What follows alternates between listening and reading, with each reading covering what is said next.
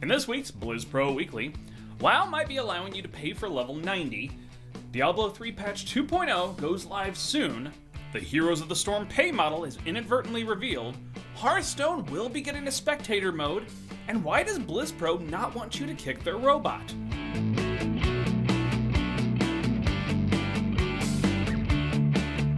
Hey guys, welcome back! Yes, I'm back. I know you missed me last week, and we were truly touched that there were several people asking what happened to the show. I tweeted about missing last week, but apparently the main BlizzPro account did not. I will whip JR, to make sure that if that ever happens again, he lets everyone know. So thank you for missing us, but we're back. As always, I'm your fantastically bearded host, Chris Arnone. Let's get straight into it with World of Warcraft. The beef. So patch 5.4.7 dropped this week, and with it comes the ability to boost your character to level 90 if you pre-purchase Warlords of Draenor. Now keep in mind, while the code is in the patch, it's not available yet until the pre-orders actually open up.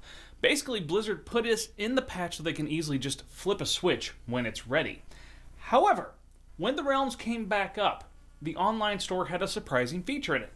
Level a character to 90 for $60. Now the servers went back down immediately, and when they came back up, the feature was gone. However, this led many to believe that Blizzard will be charging a fee to level up your characters to level 90 when the pre-order goes live. Now this shouldn't really be too surprising. As the developer stated back at BlizzCon, since they're adding the boost for one character when purchasing Warlords, they're essentially making a way for people to buy their way into a level 90 character. Now, you would need to get an additional count, buy WoW and its expansions with Warlords, then spend the $25 to transfer that character to your main account.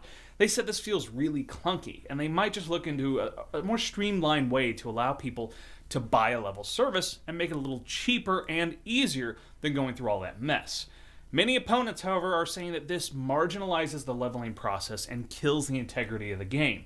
Others, who are more in favor of it, are saying that it makes it easier for the friends to get back into the game who may not have played for the last several expansions and, wouldn't come back due to feeling just too far behind.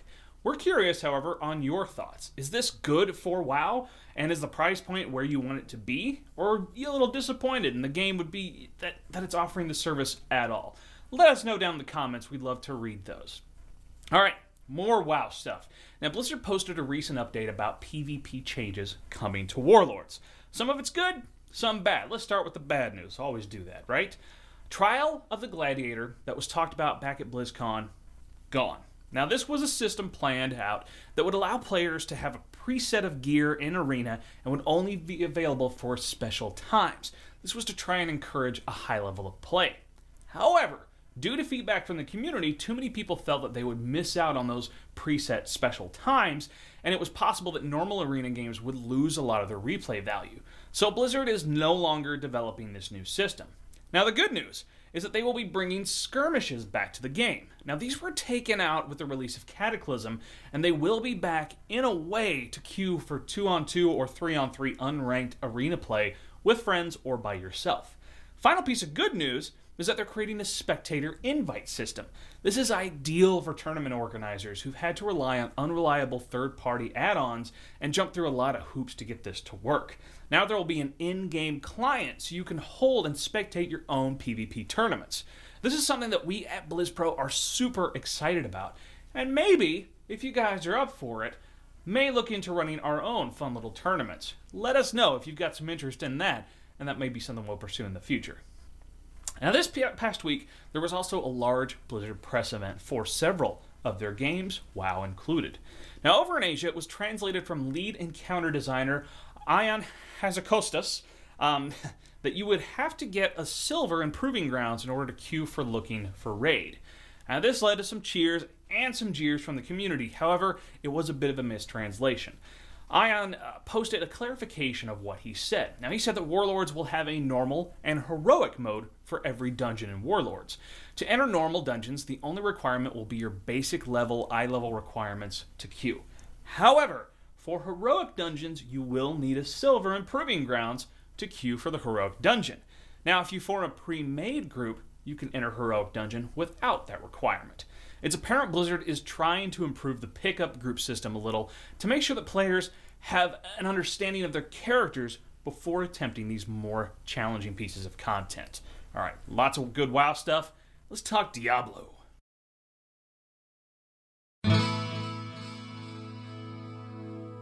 Stay a while and listen.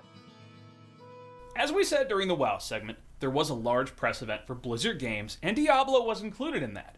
Over in Korea, game director Josh Mosquera stated that patch 2.0 is going to be coming in 2 weeks. Now this means things like Paragon 2.0 and Loot 2.0 are going to launch in 2 weeks, which corresponds pretty closely to the time the auction house is officially closing down. But for things like the Crusader, Level 70, Adventure Mode, and the Mystic, you're going to have to wait for Reaper of Souls to launch. Now, if you happen to pre-order Reaper of Souls, Josh Mosquera also revealed that you'll be getting a special item in your stash, a pair of Wings of Valor. Now, people who play PS3 are going to know all about these. They're available there. These are wings that are a copy of what you see on the Archangel Imperius. So if you want to get these wings, make sure you get your pre-order in. Now, I know, you're surprised. Let's talk Heroes of the Storm.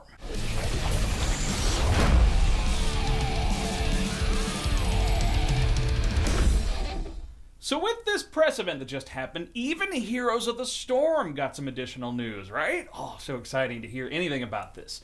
So even though the Heroes team was not at the press event, Josh Mosquera revealed that if you pre-order Reaper of Souls, you will get the Demon Hunter character in Heroes of the Storm for free.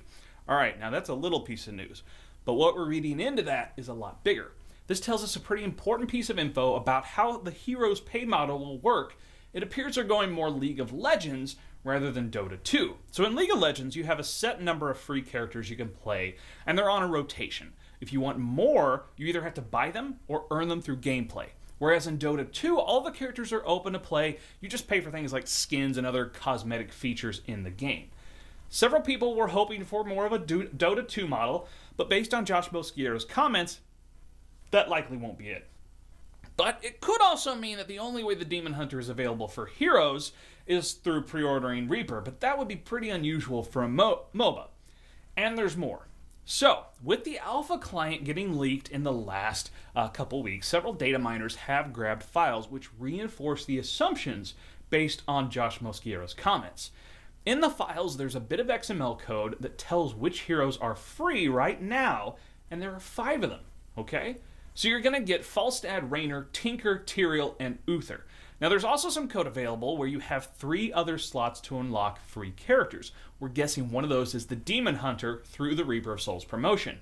It wouldn't be hard to figure that Warlords will have something similar when it releases. So based on those 2 pieces of information, seems like that's the pay model they're going to go for Heroes of the Storm. Alright, enough of that, let's talk some Hearthstone. Pull up a chair by the hearth. So while attending the ESL TV hosted by Intel Extreme Masters event in Cologne, Germany, Kim Fahn, the senior esports manager at Blizzard, sat down with Carmack to discuss her role with Blizzard and to provide some insight into the company's vision for the future of Hearthstone and esports. Now, relatively new to her role, having previously been with the Risk Systems team, also known as the Anti-Cheat team at Blizzard, Fan reveals that a large part of her responsibility includes shaping the vision of the team, cultivating relationships with esports partners, and working with the development teams focusing on the release of Hearthstone and Heroes of the Storm. Now, after the success of the Hearthstone tournament at BlizzCon, perception of the esports future of the game shifted tremendously for many of the Blizzard team members. Though originally developed with a focus on just being a friendly, fun card game, Team 5 is keenly aware of the esports potential for Hearthstone, and they have regular weekly meetings with the esports team to stay updated on what is happening within the community, as well as tournaments that are being run. Now, they are actively listening to feedback from their partners and have developed a list of features that will be added to the game in time. Fan confirms that the highly requested spectator mode has been ranked super high on their to-do list, and while it will not be released in the official hard launch, it will be seen shortly after. Now, some more personal news for us. If you're looking to bring your Hearthstone game to the next level, BlizzPro has now partnered with Hearthstone professional team Don't Kick My Robot to do just that. Starting last week and reoccurring every Friday, Don't Kick My Robot will be publishing a never-before-seen deck list made by one of their players that has helped them reach or keep their legendary status. Now, all team members of Don't Kick My Robot are required to be at legendary rank, and they've been making waves in the competitive scene by winning the ESL Open #2 and also getting second place in the recent Razer-sponsored tournament, the Stone Throne. Also, starting here in a couple of weeks, the Hearthstone Happy Hour will be replaced by a new show called Keep Calm and Don't Kick My Robot, which will feature Twiz from Twizcast getting coached by the Don't Kick My Robot team on playing these awesome decks they're highlighting. So make sure you come and check that out. First show will air on Monday, March 10th. All right, that does it for our show this week. Glad to be back. Had a lot of news to cover. So, subscribe right here on our YouTube channel. Throw down some comments, subscribe, keep watching. Also, we're on iTunes now. That's pretty cool, right? Yeah.